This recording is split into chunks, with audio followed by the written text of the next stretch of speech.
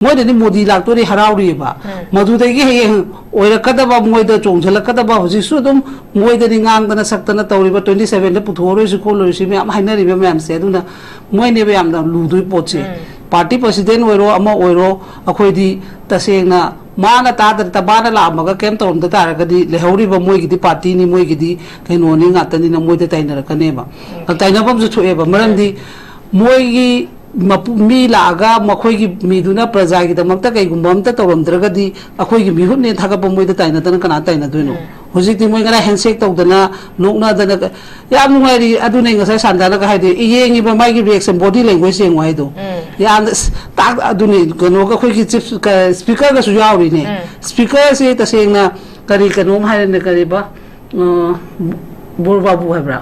High court ना कौबदा मतमदु speaker ओइबा मतमदा चटते है मरमदी हाइबदी यादेबा नियम दतेबा अदो खोइदि खोइगी स्पीकर हुजु फमिजि पोस्टमैन तारेबा हालम पाइथरो ज्ञान मेन अंत तादे मोइ तौनरि म्यामसे अदुना सुगुंबा म्यामसिना सुम लेरिंगैदि अखोइ वाबे हेनगेनि अदुना प्रजादा आइदि तसेना मोइगी ओइनदि ngangningdre प्रजागी वखलदा लैबियु मतमदुदना खोइगी सलाई तरेकी फिराना इचासा करोमदगी हाइदना मयाम अमतो इचासिंगी दुगी हाबि इचासिंग मांगिबा म्यामदो कनाना थोनबनो हाइबदो हुजिकी लाकदब मीसिना मतम चारिंगदा लेंगक्तबदा थोखिबने दो खोइ ngasisu dum ningsemba matam oi aduna maram oiraga तौरीब खुदिमक से सलाई तरीके फिरादो थादोगा बीजेपी फिरान पायरगा मुचलगदी मीनु उसिला अदुना इसाना इसाबु एक्सपोज तौबिगनु प्रजा अखोइ यूनिटी ओइना अखोइसु लेमिनसी अदुगा अखोइगी पेंदबा फोंदोपदि केसु काइदे पेंदबा मोइना तौरक्तबा पोतुगे हाइबदि केसु काइदे मालागा थानि पानगी अंगांगदि केसु हला अरोइदबनि अदुगुमा म्याम मा निंजिंगबा याबदु लैबनिना आइगी रिक्वेस्ट ले अतैदा कनामता तौजरोइगे सियसु तौजरो मतो प्रजासिने प्रजा is very important neba pen da begi phamaga silent mai gi jaga da mai gi right oiba pota tobibadi kem kaidi aduna tadana tupi upaga phanem selaga toraga satin tupaga chapadudi kitang mina usilaroi haba photo usita da su leidana bunga sisi oiremni sudubu sugi matang da natro ahing di nungdang khang da human chain amu semdana nungdang da maira amu pai chatana thonggang khudingi kendan kalodu da phiran amu ba thelong theda hona ba mayam do अदुगी पोट मैम दुगी पोट खतंग मानरक्तब पोट ओइरपनिना ओइरेबा पोट से अखोइना मीना उसितनबा थबक से अखोइना तौरोइदबनी अदुना प्रजा ज्ञान ताबियु अदुगी हेक सिगी हेक खनगिबा मतमदा मा अमुहेन उसिलवै हाबा पोट से माइगी होय माइगी उनाबा मोय बीजेपी पार्टी खरा उनजसनु अदुगा प्रजादी याम थुइना हराउनिगाय लेते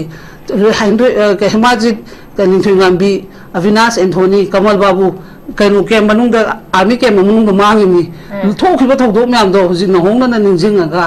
मसी प्रोटेस्ट ओम द चथरगा पेन द म्याम दो ओइना बैनर पाइदना प्ले कार्ड पाइदना अदुमाइना ओइना तौबदि फै नतदना टुपी उपसिदि खतंग टोपसी मसिना उहना उसिलरोय लान सिदि अमु तौरपसु याय तौर ओइ हाइबसु लेते मरमदि सु हाइबा मणिपुर द चाना दे हाबा पोसिना मसि ओइले फिबम से जे मैते चपेया काय तो खलैबा हान एजेंडा दो दुम हंजलेबा सांदाइना हाइसे अदुना मसिदा खोने ज्ञान दा हौदरगदि मथंग दना मु हेले पैसा लोय लै याबने हाबे फिबम दा अदुदा लोय ओन खिनि मदु तो हंदना बा अखोइना अमतंग ज्ञान तामिना होसे हाबा पोचे हाइरगे असोंदगी से सरकार पालेंगा दे यौदबो ओरो अमबो ओरो हुजिति मखोंना थोंना लाक्तोरबनिना अरमानगा लेहनिंगे अदु लैतादि म्यामना दुम हराउनेबा पाइगे हुजिकि लाक्तोइदुदि फन खरा काइथरमगा लोरे इनोग्रेशन खरा तोरो खरा जता होरम लोरे हाबा पोतुदि अखोइ पामदेबा मरमदि अखोइ से हिंगगा ताइबंग मिसे लेरा कानदुदा पुनमक्तु चंगदबनि ताइबंग मिना लेत्रगदि मधु पुनमक्तु की आठसु लेतेबा अदुना आइगिदि मासे तसेना अमदो आइगी पामजदे अदुगा अखोइना तौरिबे कनो डिमांड दुसु तसेना दु तौदबा तारगदि अखोइदि कईगुंबा तोपसु दुम तौनि हाइबा दुम लैबनि अदुना लागदि हुजिके हाइरिबा अहमद पाइगद स्टेप तो कनो संगाबदुना लुब्रा सेक्रेटरी संगाबदुना लुब्रा नत्रगा मतम खरा फंगबदुदा कईगुंबा डिसीजन खरा हुजिकी ओइरिबा मै चाइस बसिगी ओइना तो हमनी संगाबदुदि मा हायें वीडियो कॉन्फ्रेंस तौरगा आ दिल्ली फमगा सु संगारक पेयेबा अदुना पुंग जा खरा फंगबदुदा अदुगुंबा डिसीजन खरा लहनिंगी हाइरिबा पोट खुदिमक से स्माइ तौबसे हा न ताहनिंगी को अदुना मसिदा एमएलए सिंगदुने इन यामनो नुनिंगी से हुजिति मोय तसेना मोइना सुगा तौखिबा मोय कैबिनेट फमगा मु असेंबली द मदु तक्सन गदबनी का हाइबा बोट खुदिमक तो हुजिति अमु तोमेन न लेगरे सु सांगदोक पैसु केम हाइद्रे केम तौद्रे मोय हुजि पुंगांगोन केनो लाक्तरोमनेना गरां समित पात्रा गा लाकपदो तौरि म्याम जे अदुना ꯀꯔꯤꯕꯨ ꯍꯥꯏꯒꯅꯤ ꯍꯥꯏꯅꯤꯡꯉꯥꯏꯗꯤ ꯂꯩꯇꯦ ꯑꯗꯨꯒ ꯄ꯭ꯔꯖꯥꯒꯤ ꯑꯣꯏꯅꯗꯤ ꯃꯣꯗꯤ ꯂꯥꯛꯄꯗ ꯃꯗꯨ ꯍꯔꯥꯎꯅꯤꯡꯉꯥꯏ ꯀꯩꯝ ꯂꯩꯇꯦ ꯃꯥ ꯍꯌꯦꯡ ꯆꯠꯈ꯭ꯔ ꯃꯇꯨꯡꯗ ꯁꯨ ꯁꯥꯡꯗꯣꯛꯈ꯭ꯔꯕꯅꯤ ꯃꯥ ꯂꯥꯛꯇ꯭ꯔꯤꯉꯩ ꯃꯃꯥꯡꯗ ꯑꯗꯨꯗꯒꯤ ꯃꯥ ꯍꯌꯦꯡ ꯆꯠꯈ꯭ꯔꯒ ꯅꯍꯥꯟꯒꯤ ꯃꯦꯊꯠꯀꯤꯗꯣ ꯑꯃꯨꯛ ꯍꯟꯅ ꯍꯧꯔꯣꯏ ꯍꯥꯏꯕꯁꯨ ꯂꯩꯇꯦ ꯃꯔꯝꯗꯤ ꯁꯨ ꯍꯥꯏꯕ ꯄꯣꯠꯁꯦ ꯑꯩꯈꯣꯏ ꯃꯅꯤꯄꯨꯔꯗ ꯆꯥꯟꯅꯗ꯭ꯔꯦ ꯍꯥꯏꯗꯅ ꯑꯩꯈꯣꯏ ꯃꯤꯌꯥꯝꯅ ꯂꯥꯎꯗꯅ ꯔꯤꯂꯦ ꯆꯠꯇꯅ ꯃꯐꯝ ꯈꯨꯗꯤꯡꯃꯛꯇ ꯅꯥꯒꯥꯒꯤꯐꯥꯎꯗ ꯃꯣꯏꯒꯤ ꯀꯦꯝꯞꯇꯣ ꯊꯝꯃꯛꯀꯅꯨꯅ ꯗꯤꯃꯥꯟ ꯇꯧꯔꯤꯗꯨꯅꯤ ꯍꯥꯏꯕꯗꯤ ꯃꯣꯏꯅ ꯌꯥꯝ ꯊꯤꯅ ꯑꯩꯈꯣꯏ ꯃꯅꯤꯄꯨꯔ ꯍꯥꯏꯕ ꯂꯝꯁꯤꯗ ꯄ꯭ꯔꯣꯕ꯭ꯂꯦꯝ ꯑꯣꯏꯕꯗꯣ ꯃꯣꯏꯅ ꯑꯗꯨ ꯁꯪꯗꯣꯛꯑꯝꯃꯒ ꯃꯥꯅ ꯁꯤ ꯌꯧꯔꯛꯄꯁꯦ ꯀꯔꯤꯒꯨꯝꯕ ꯃꯥꯒꯤ ꯃꯅꯨꯡꯗ ꯑꯦꯖꯦꯟꯗꯥ ꯑꯃ ꯁꯣꯏꯗꯅ ꯂꯩꯔꯝꯒꯅꯤ ꯃꯥ ꯍꯟꯈꯤꯕ ꯃꯇꯨꯡꯗ ꯄ꯭ꯔꯣꯕ꯭ꯂꯦꯝ ꯈꯔ ꯑꯃꯨꯛ ꯊꯣꯛꯂꯛꯀꯗ꯭ꯔꯥ ꯍꯥꯏꯕ ꯑꯩꯗꯤ ꯀꯤꯁꯨ ꯀꯤꯌꯦꯕ ꯇꯁꯦꯡꯅ ꯍꯥꯏꯕꯗ ꯄꯥꯈꯠꯂꯦꯕꯀꯣ ꯑꯗꯨꯅ ꯃꯣꯏꯁꯦ ꯇꯁꯦꯡꯅ ꯊꯥꯖ ꯌꯥꯕ ꯑꯝꯇ ꯅꯠꯇꯦ ꯑꯗꯨꯅ ꯃꯁꯤ ꯑꯩ ꯇꯁꯦꯡꯅ ꯃꯣꯏꯗ ꯑꯩꯈꯣꯏ ꯄ꯭ꯔꯖꯥ ꯌꯥꯝꯅ ꯁꯤꯡꯕ ꯌꯥꯝꯅ ꯑꯩꯈꯣꯏꯒꯤ ꯋꯥꯈꯜ ꯈꯟꯕ ꯃꯇꯝꯅꯤ ꯃꯁꯤꯁꯤꯗ ꯂꯨꯄꯥ 500 ꯄꯤꯔꯦ 1000 ꯄꯤꯔꯦ ꯑꯩ ꯀꯦꯟꯗ꯭ꯔꯗꯨꯒꯤ MLAꯅ ꯍꯥꯏꯔꯛꯑꯕꯅꯤ ꯍꯥꯏꯕꯒꯤ ꯄꯣꯠꯇꯣ ꯂꯣꯏ ꯀꯥꯎꯊꯣꯛꯄꯤꯌꯨ ꯍꯌꯦꯡ ꯊꯣꯛꯈꯤꯕ ꯊꯧꯗꯣꯛꯇꯣ ꯑꯃꯨꯛ ꯍꯜꯂꯛꯑꯣꯏ ꯍꯥꯏꯕ ꯂꯩꯇꯦ ꯃꯔꯝꯗꯤ ꯑꯩꯈꯣꯏꯒꯤ ꯃꯤꯍꯨꯠꯅꯁꯨ ꯃꯥꯌꯣꯛꯅꯕ ꯉꯝꯗꯗꯅ ꯁꯔꯀꯥꯔ ꯄꯥꯜꯂꯤꯉꯩꯗ ꯈꯣꯡ ꯈꯨꯠ ꯄꯨꯜꯂꯦ ꯀꯔꯤ ꯃꯥꯏ ꯄꯨꯔ ꯆꯠꯇꯣꯏꯅꯣ ꯑꯗꯨ ꯇꯧꯗꯣꯏꯅꯣ ꯃꯌꯥꯝ ꯑꯃ ꯇꯧꯔꯤꯗꯨꯅꯤ ꯑꯗꯒꯤ ꯀꯣꯂꯣꯝꯅ ꯊꯣꯝꯃꯛꯑꯦ ꯀꯥꯏꯅ ꯑꯗꯨꯅ ꯃꯔꯝ ꯑꯣꯏꯔꯒ ꯑꯩꯒꯤ ꯋꯥꯈꯜꯗꯗꯤ ꯂꯩꯔꯤꯕ ꯀꯦꯟꯗ꯭ꯔꯗ प्रजासिंसिना खतंग खंदबिरगा थोइबा थौदोक्तो अमु हन्ना थोलक्तनबा आया अखोइना चप चाबा स्टैंड अमदि लबम थोइ एमएलए सिंदुदो ओइना मोइना हाइरगा लेहलु नुमिनिनि हुमनि लेहलु न दुगुम्बा डिमांड ओइना माइ माइ केंद्र के एमएलए दुदो को तहलगा पार्टी प्रेसिडेंट दा कैदा मोइ पार्टी के प्रेसिडेंट गा ngरंग दि नोक्सो खराबनि खोइ के नो लाक्तो तली तली के हाइ एदि मीडिया दबो दुबु पार्टी प्रेसिडेंट गा ngangi ni वारे बा मोइ म्याम जु उबदा अदुबु खोइ जु आइना प्रजादा हाइजरगा ngरंग सोइना मा हाइखिबनि लिसिंग कुन पीबा कुंथ्रा पीबा लोइ तौथोसि 27 ददि मसि पुलप होंदोसि बीजेपी दे तो ओसु कांग्रेस यावरे कांग्रेस तो ओसु बीजेपी यावरे एमपीपी दे तो ओसु जेडीयू दे यावरे जेडीयू हाइदि मोइ द राउंड ओना दुम सर छाना लैरेबा मदुना सि म्याम से थोक्तनबा मोदी दि तसे नैदि लाकपदि पामदे लागना आइ हाइबा डिमांड दो अदु नैना तान के खल लैसि कोइ इमाई मेरा खोइ के वावांग अपुनबा से माइ नुपिलु अदो पीपीएम सिना पीपीएम द तालिसे मदु पोतुने ओके अखोइगी प्राइम मिनिस्टर की खोंगचे से थेंगमलबनिना प्रजा मियाम सिंगनदि यामना पामबा मक्ति ओइजे बट अदुबु लाकपा तारगदि मणिपुर की प्राइम मिनिस्टर की खोंगचे से तसेंगना मणिपुर मियाम नदि हौजिक मतम हेले अखोइगी के हाइने अखोइगी फिरोय लोख्रकांदा हौजिकता अखोइगी असिबा हंगबा लाकदोरिबसे करिनो हाबेगी पोट पाव हंगनरकपा क्वेश्चन अमखक लाइबने अदुबु माक लाकपसेदा अखोइगी पब्लिक मीटिंग अमखक तौबगी पोट अमखक अखोइना सुदुमक ताजरि अदुबु नेसेसरी ओइदे पब्लिक मीटिंग से यामना एसेंशियल ओइबनि नते क्लोज डोर दा अखोइगी तसेंगना अखोइगी लाइबा स्टेक होल्डर्स सिंग अमदि मणिपुरगी लीडर्स सिंग सिगा अखोइगी मणिपुरगी क्राइसिस सिगी इशू सिगी मतांग दा खननेनबसिनि म्यामना पामे बसे पब्लिक मीटिंग दा अखोइगी मसे इनॉग्रेट तौरे हाबेगी पोटो प्राइम मिनिस्टर ना लाउथोम बसे अखोइ प्रजा म्यामना पाम बनते इमा होइगी साइट गवर्नर स्टेट प्रेसिडेंट की खुदांग मेमोरेंडम ऑफ पिसन की बस की जो लेरे अदुबो हाउ फार अखोइ यूजी प्राइम मिनिस्टर लाकनी हाबिगी पोट नम खक्ति लेरे मसिदा कमाइ तोना मणिपुर प्रजा सिंगसिना कमाइनो वेलकम तौदुरी मसि तराम ऑफम थोपरा थोक्तबरा हाबिगी क्वेश्चन सिनि इमाना सोमादसु मयाम जि थंबिखरे अदुबो कितंग थंबियु अहम मुक्तदा अखोइगी विंडो टीवी बु यंगिरिबा प्रजा कोनि मत खुरुमसरि अदुगा अखोइगी पैनलिस्ट ओना फमिरिबा अखोइगी ओजा चावबा मसुम मफमदा फमजरे चल तसेंगना प्राइम मिनिस्टर लाकपा लाक्तबा हाना सोइना थुदोक्त्रे हैबा पोरम मदुम हाइको तसेंगना तौगे हारगदि दुम तौबे याबदा तौदना लेरपनिना हुजिक लाक्तोइबा पोजिसु नानो जे हाइदुनि पब्लिक मीटिंग की टाइपता कनोमा सिनबेगी मी लिसिंग ट्रांगा ट्रामी हैबा कनोमा गी दुमाइना दि अरेंज तवे अदु नते जनहाना हाइचुमे नारांगी समी पात्रा अमसुंग अजित कनो लाकपा मतम प्रेसिडेंट जे लापो मतमदा मोय ऑफिस ता फमगा एमएलए सिंदुगा मोय होय मोयगी मनुंगी क्लोज डोर की केनो दुदि खंगद्रे अमाय तौदना खोयगी सु ओइरिबा सिचुएशन सिगी खरा वाई सनरंबा खोलंबा फै अदुबु आइगी ओइनदी तसेंगना अखोयना चंगिबा खोंजंग तौरिबसिदी लाकनी हाय लैरबनिना हायबिगी थंबाय वानी अदुबु अखोयदी लाकपा लाक्तबा मा लासु वोक्तोय लेते मा लाक्तरसु अखोयदा केमदा खंदे तौबदबु लागदी कैगुंबमदि हायौदबा यादे मरमदि अखोय चप मानने हिंमिनरगा सि कैगिनो हायबा पोन मोइदे अखोयना हायबिगी वानेबा अदुना प्रजा म्याम सु सैसिदा थोइना याम कन्ना अखोयना सिदा हराउदना नुंगाय भम थोप अमता लेते मरमदि प्रजा म्याम सु निजिंग बियु 2023 मे 30 के होरप मतमदा अखोयना अमुतंग लाकपियु हायदना कप्पा लावबा खोंबा चाइ सु सिरकपा चाइ सु मांगपा दगी थानि पान यांगांग जिरिदा हातखिबा दुरेगी तसेंगना सिंग चनबा चटपदा हातखिबा मादुरेगी makan makan me ama matum mi ngai da ngaksam da kanu lelam ba am da khoi gi genocide oi ba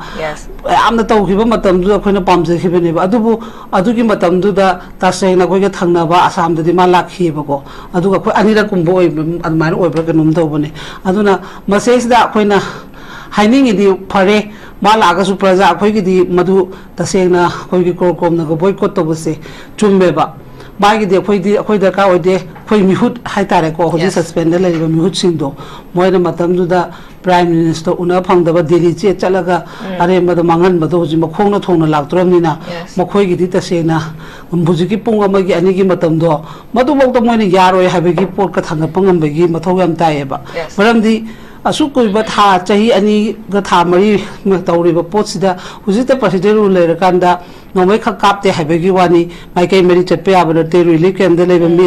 अदुम लेरी केमते हेंदो पुलेते खाली नोमै ख मखोन तादे हाब खकी वारी नेबा अदु मोयना पीबा ऑर्डर दु बौता मदु मैतै चलन बे यारो फजो लोखो बे मोय सेपरेट एडमिनिस्ट्रेशन वुमेन मोयगी कुकी वुमेन के नुन सुदुम मोयगे हामु एजेंडा दि दुम ताला लेनेबा अदुना आइगी वखल दि लागा दि सिदि तसेंगना भारत हाइबा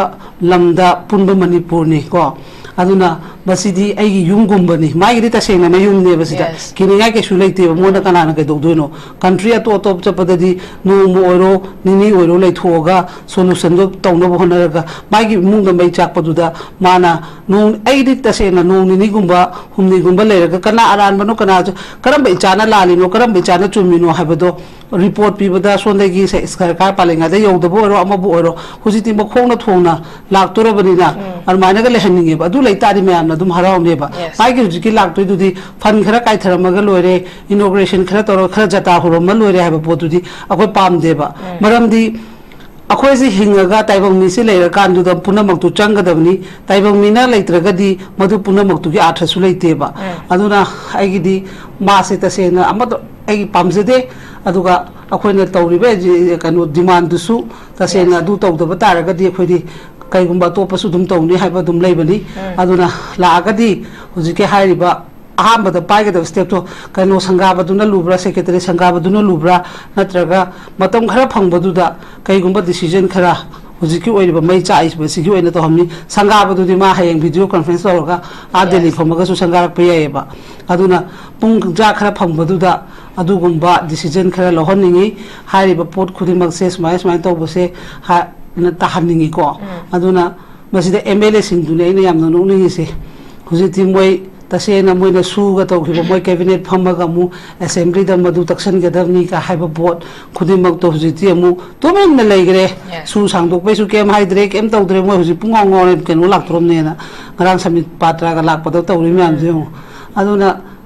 करीबो हाइगनी हाइनिंगाइदि लेते दुगम प्रजागी ओइनदी मोदी लाकपदा मदु हरावनि केम लेते मा हेंग चखर मतुंग सु सांगदोखरमनि मा लाक्तिङै ममंगदा अदुगी मा हेंग चखरगा नहानगी मेथड के दो अमु हन्ना हरोय हाबसु लेते मरमदि सु हाबा पोसे खोय मणिपुर चानादरे हाइदना खोय मियामना लाउदना रिले चतना मपम मपम खुदिमत नागागी बौत मोयगी केम तो थमकन उन डिमांड तौरिदुनी हाबदि मोयना याम थिना खोय मणिपुर हाबा लमसिदा प्रॉब्लम ओइबदो मोयना अदु सांगदोमगा माना सियोरपसे करिगुम माइगी मनुंगदा एजेंडा अमा सोयदना लेंगनी मा हनगी मतुंगदा प्रॉब्लम थ अम थोलकदरा हाबे आइदि कीसु कीयेबा तसेना हादा पाखतलेबको अदुना मोइसे तसेना थाजा याबा अमत नते अदुना मसे तसेना मोइ अखोय प्रजा यामना सिंगबा यामना खोयगी वखल खनबा मतमनी मसे इसे लुपा चोंगा पिरे रिसिंग पिरे आई केंद्र दुगी एमएलए ना हराबनी हाइबेगी पोतो लोय कौथोपिउ हायेंग थोखिबा थौदोक तो अमु हलोय हाइबा लेते मरमदे अखोयगी मिहुनसु मायोगनबा ngamdadana सरकार पालिङैदा खोंखुट पुले करी माइ पुरा चतुइनो दु तौदुनो म्याम अमा तौरिदुनी अदुगी कोलोमना थोमे कायना अदुना मरम ओइरगा आइगी वखलददी लेरिबे केंद्रदा प्रजा सिंसिना खतंग खंदबिरगा थोइबा थौदोक तो अमु हन्ना थोलक्तनबा आया अखोइना चप चाबा स्टैंड अमदि लबम थोइ एमएलए सिंदुदो ओइना मोइना हाइरगा लेहलो नुमिनि हुमनि लेहलो न दुगुंबा डिमांड ओइना माइ केंद्र के एमएलए दुदो को तहलगा पार्टी प्रेसिडेंट दा कैदा मोइ पार्टी के प्रेसिडेंट ngरंग दि नोक्सो खराबनि खोइ के नो लाक्तो तली के हाइ एदि मीडिया दबो दुबु पार्टी प्रेसिडेंट नगांगिनि ने वारेबा मोइ म्याम जु उबदा अदुबु खोइ जु आइना प्रजा दा हाइजरगा ngरंग सोइना मा हाइखिबनि लिसिंग कुन पीब कुंथ्रा पीब लोई तौथोसी 27 ददी मसी पुलप होंदोसी बीजेपी दे तो ओसु कांग्रेस यावरे कांग्रेस तो ओसु बीजेपी यावरे एमपीपी दे तो ओसु जेडीयू दे यावरे जेडीयू हाइदि मोइ द राउंड ओना दुम सा छाना लेरेबा मदुना सि मैम से थोक्तनबा मोदी दी तसे नहीं लापदी पामदे लागना आई है डिमांड दो अदुने न तान के खल ले कोई इमाई मेरा कोई के वांग अपुन बसे माई नुपिलु अदो पीपीएमसी न पीपीएम न ताली से मधुम पोतुने ओके अखोगी प्राइम मिनिस्टर की खोंगचे से थेंगमलबनी न प्रजा मियाम सिंगनदी यामना पांबा मक्ति ओइजे बट अदुबु लाकपा तारागदी मणिपुर की लेरिबा मांग द तारागा लेरिबा कोर इशू हाबे तारे खोगी नेशनल हाईवे सिंग सथोक ससन याजिबा मदी आईडीपी सिंग की हाबे तारे मरोइना कॉन्फ्लिक्ट सिना सोखलबा आईडीपी सिंग से चप चाबा अमखक्ति खोगी प्राइम मिनिस्टर की साइट की खोई पिरम बसे यामना पांबगी वाफम दनी बट अदुबु तौरम की पोस्टने उसे मथंग से ओजादगी लाचे इमा अखोगी ओजा सांतनसु हाइबिख्रे कोई मरंदम की वफम पल्लकांदा इमा की साइड की सोखोगी गवर्नर मदी केनोदा अखोगी स्टेट प्रेसिडेंट की खुदांग द कोई मेमोरेंडम अब खक पिसन की बते लेरबनी अदुबु हौजिक लेरिबा क्वेश्चन से लानिंगी बा वाफम से कोई प्रजा सिंह की रिएक्शन से मसी अदुमा कोई लाउगनी स्टेक होल्डर्स सिंग अमदी कोई टोंगान टोंगान बा कोई मियोय सिंग से लाउगनी कोई प्राइम मिनिस्टर की खोंगच से मतंग मतम चादे कोई सपोर्ट तबम थोकते हाबगी पोर्ट अदुमा लाउगनी कोई इवन कोरकोम नसु कोई बॉयकॉट तौरी अदुबु हयेंग कोई इमाना सु ngasa adum khaibi khre kogi BJP supporter hai tare kogi magi kendra ki kogi supporters singduna adumak thogla kan da koi prime minister se dum kharau na karimta thok tabagi tap ta habe tare kogi manipur da karigum issue amta leitabagi maong da madu welcome to gi taraga di image so hai manipur se karimta leite normal da leidi habagi pot adumak chakhiba yabagi pot amak khusu leibani masida praja sing heng da 13 gi praja gi reaction che praja gi kogi कमाई तौरकनी हाबी पोसे मसे Imangi होना कमाई थमिनी के तुका prime minister की खोंचे सिदगी करी करी एक्सपेक्टेशन का दिले भी इमागी होना चल लेगी होना दी केमता लेती तुम हाले इजुने माई से केमता अयोना दी सी मनुष्यलमनी सी मतौरने हैमा कशु अयोना लेते दुका प्रजा की ओइना दी चल सी अखोइना थोइना हार वैसु मथौ तादे अखोइगी लमदा अखोइगी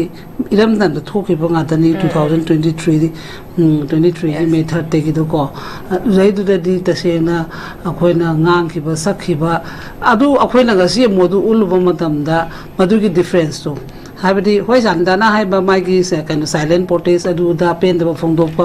प्लेगत पाइबा हाबा खुदपदुबुदी भाई कसु कायदे अखोइसु अदुनबु फदना आइसु सेमाय द फ्री मूवमेंट बेते सु चलन गदबनी हाइबा पोट साइलेंट द तुम चंगजली सिनी को अरमाय तौदना तौबुदी कायदे अदुगा तसेना मोइगी टुपी उपतना अदोइगी सातिन खंदना चटप खोटप कायदुदी तसेना अखोइसे अमु हनग्रब मतुंग मोदीना अमु हनग्रब मतुंग दको पुरा अयाबनी मणिपुर की प्रजा मेते सिंसे हाइदुइनेबा मदुना मदुगुंबा याम हेंदोक पथबक तुदी तसेंग तो हनिंगदे अदु होय लागदी हुजिके एदि ngसाइदे हाइजेरी दो खोगी मिहुत सस्पेंड लेबने हाइबा कांगुसिना मखोइना तसेंगना मोइन उना भंगद्रबा चाही अनि मखाइ उना फंग चाही अनि के था मरी उना फंगदबा मिदो लाक्तोइनी न मखोइने बग यामदगी रेस्पोंस हाबदी अखोइना मिहुतने न थागत खरबनिना मखोइने ब दायित्व याम चाउदोइसे मोइने ब हेम प्रॉब्लम प्रजा को होदोइसे मरब अदुना तसेंगना एदी माई केंद्र की लेरिबा एमएलए 40 के 9 होय कांग्रेस की मंगा दुबुदी के सु उपाय ले को 44 से की यामना रिक्स मोइदनी मोदी लाक्तोरी हराउरीबा मधुदगी हें ओइरकदबा मोइद चोंझलकदबा हुजिसु दुम मोइदनी ngang सक्तना तौरीबा 27 ले पुथोरोइसु कोलोइसु मैम हाइनरीबा मैम से अदुना मोइने बे यामना लुदुइ पोचे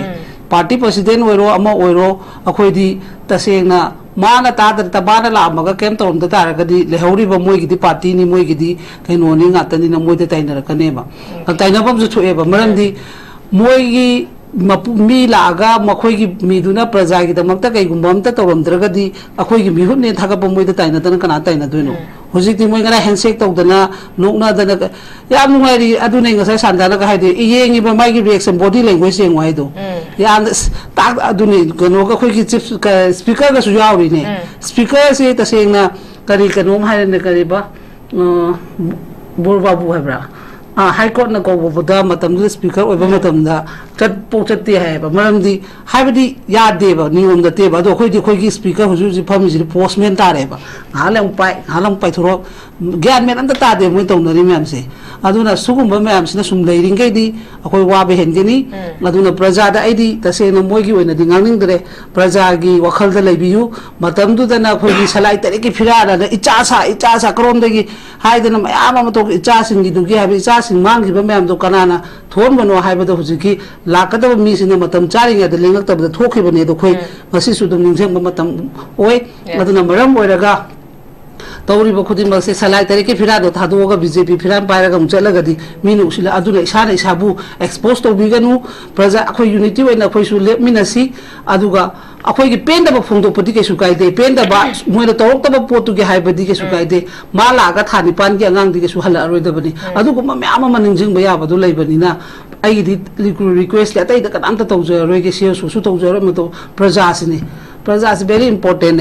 Pain the Begi Pamaga silent, my Maggie Jagada, Maggie right over Pota, Tobi came Kaiti, Aduna Tadana Tupi Upaga, Panem Selaga Toraga, Satin Tupaga Tapodudi, Kitang Mino, Shilaro have a poto. She tell us late and a Bunga Sisi or any Su the Wu, Sugi Matang and a throw, a hing the Nundang, the human chain, a museum, Nundang, Maira, Mupai Jatana, Tongan, Pudini, and then Kalo, the Pirana Mutilong Theatre, Honaba Mam door. Adugi pot me amdugi pot ta khatang manarataba pot oira panina oireba pot se akoina